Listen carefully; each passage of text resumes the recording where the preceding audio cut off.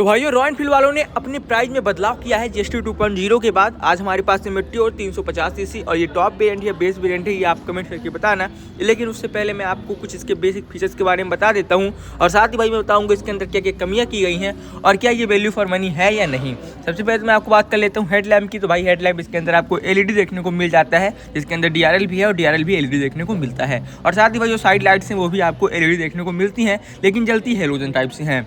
और भाइयों आपको इस बाइक के अंदर कोई भी एडजस्टेबल क्लच लीवर या कि ब्रेक लीवर देखने को नहीं मिलता है। और साथ ही मैं आपको बता देता हूं भाई इसके 3 वेरिएंट आते हैं, यानी कि एक टॉप वेरिएंट आता है, एक बेस वेरिएंट आता है, एक मिड वेरिएंट आता है। और मेटियोर 350 सीसी के अंदर 4 कलर वेरिएंट आते हैं, जिसके अंदर फायरबॉल हो गया, स्टेलर हो गया, ओरा करके होता है और सुपरनोवा हो गया। लेकिन जो हमारे सामने है भाई ये है मिड वेरिएंट, ना कि टॉप है ना कि बेस है, ये मिड वेरिएंट है। और मिड वेरिएंट के अंदर मैं आपको बताता हूँ इसकी एक्स शोरूम प्राइस और ऑन रोड प्राइस। तो भाई जो एक्स शोरूम प्राइस है इसकी 1,96,000 से लेकर 2,06,000 तक है। अगर मैं ऑन रोड प्राइस की बात कर लूँ तो 2,40,000 तक जाती है हमारी रीवा में। लेकिन आपकी सिटी में क्या है कमेंट करके जरूर बताइएगा। लेकिन भाई एक्स शोरूम प्राइस आपकी सेम ही रहेगी इस बाइक की। और साथ ही अगर मैं सीट कंफर्ट की बात कर लूँ तो मेटियोर 350 सीसी को भाई इसीलिए ही बनाया गया था कि ये हाईवे में परफॉर्म कर सके, यानी ये हाईवे के लिए एक नंबर बाइक है। माइलेज की बात कर लूँ तो 15 लीटर का फ्यूल टैंक है, जिसके अंदर भाई माइलेज निकल के आता है 25 से 30 का। और साथ ही भाई इसमें एक प्रॉब्लम सबसे बड़ी है, वो है भाई यहाँ पर हैंडल बार का, क्योंकि जब अपने गाड़ी को मेन स्टैंड पे लगाते हैं तो इसके अंदर हैंडल बार देखने को नहीं मिलता है,